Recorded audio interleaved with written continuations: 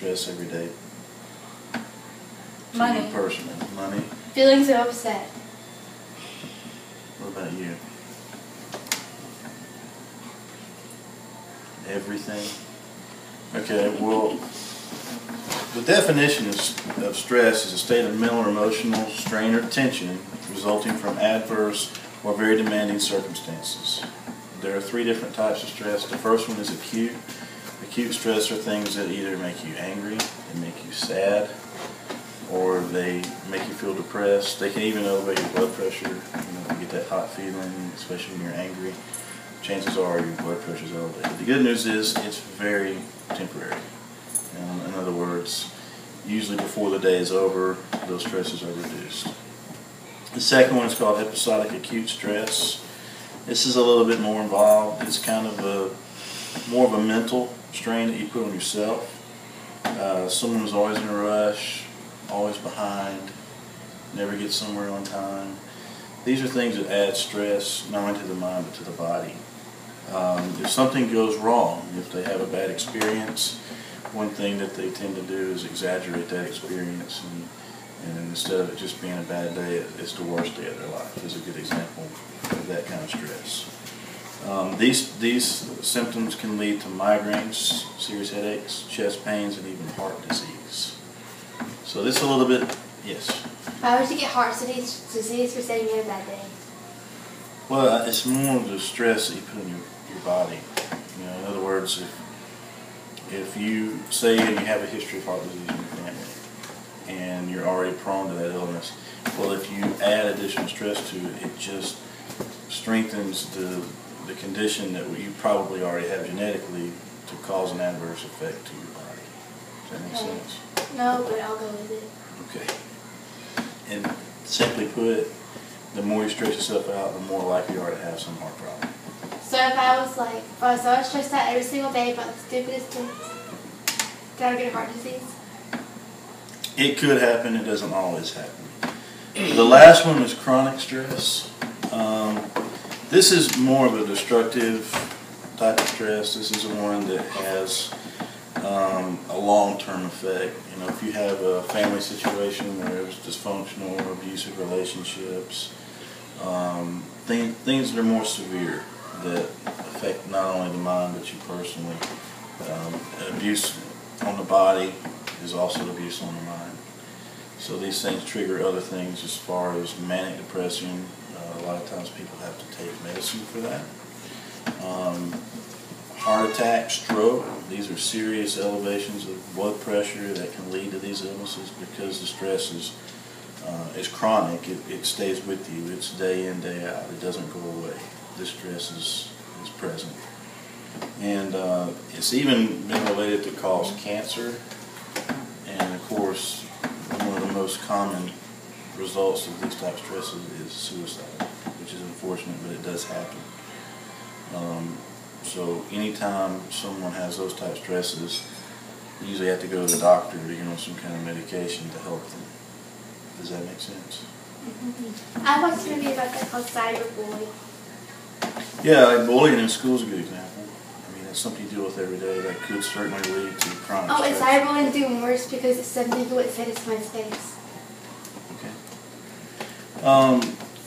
Some things to think about as far as common thinking errors that deal with stress. There are some things that you can do to make a potentially bad situation far worse.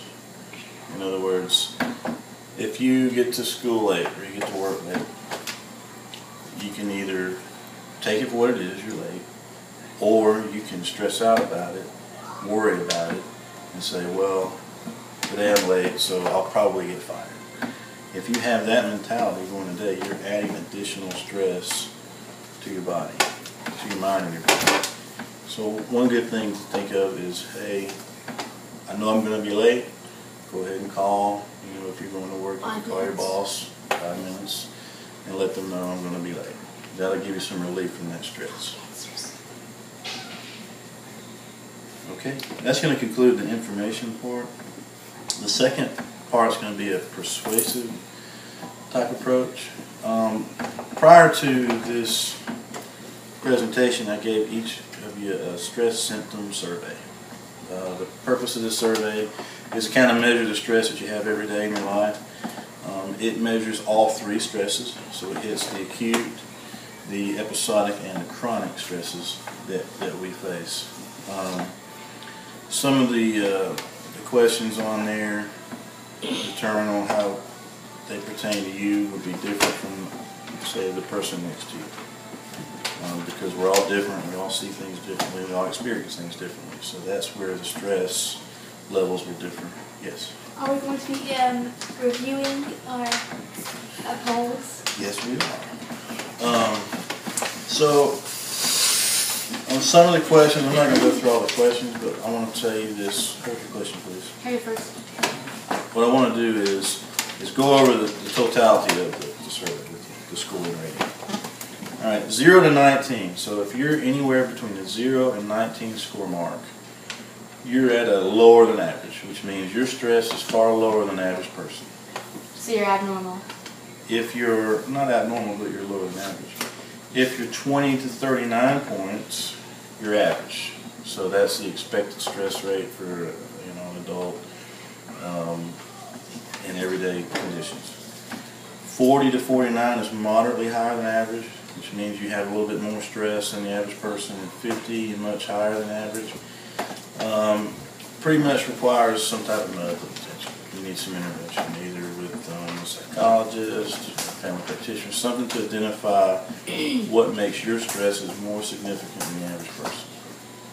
So if you look at your score, you can kind of determine where your stress levels are based on the results that you got. So if you're 0 to 19, again, that's lower than average. 20 to 39 is average. 40 to 49 is moderately higher than average. And 50 plus or higher is much higher than the average person. So any questions about the scoring system and how that may pertain to you? All right, so now you know what stress is. It's something that triggers an adverse effect. So probably one of the best things to do is change your perception. A negative stress, which is what these are, can be countered with a positive stress, which is also called eustress. And the best way to do that is to change the way you view things. If you worry too much, if you're a person that's always late, but the person in the chronic state, they're always late or behind, change your pattern. Get up earlier. Or if you're going to have issues, maybe you should readjust your schedule if that's possible. If you have a situation, say, a friendship or relationship that you're in that causes a lot of the stresses, talk to your partner, work it out. Because if you worry about that all day long, it's going to trigger other things in a negative way. So what are some things that you could do based on your survey? Some of the things, say 3 or higher, that you noted. What is that, and then what could be the counter part of that that's a positive? So look at what's negative, and how could you make that a positive? What's one thing on your survey that you could do that's a negative right now, but you could change it into a positive? Sleep difficulties. Okay, so what's a good way to counter the sleep difficulty? Take sleep medicine. Or maybe eat better, exercise, and go to bed early. Well, I go to bed early, I still can't go to sleep. Well, It's a big problem. you could try the right. I mean, we're just hypothetically speaking, but you could try diet, exercise, and then go to bed early. What about you? What's one thing on yours that you deal with this in a negative way every day that you could change to a positive? I'm not like a 1 in all of those things. I didn't have 3 in any of them.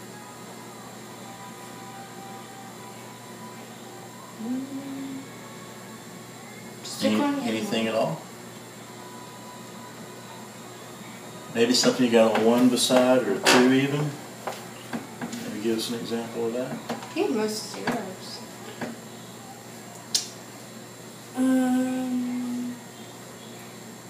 He's. The exercise, that's a good example. What about your survey?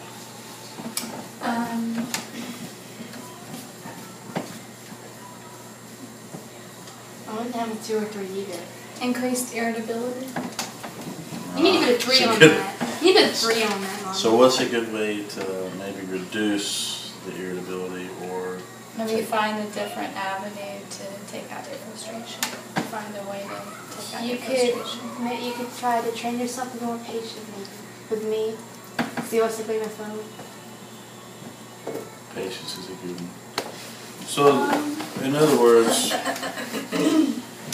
kind of sum up what we're talking about, we've gone over some examples of things that can affect us in a negative way. And what I'll leave you with today is take those things into perspective, the negative things that bother you, be more conscious of them, and leave with something else that you could use as an avenue of escape or means to vent or to deal with those negative stressors and make them into a positive.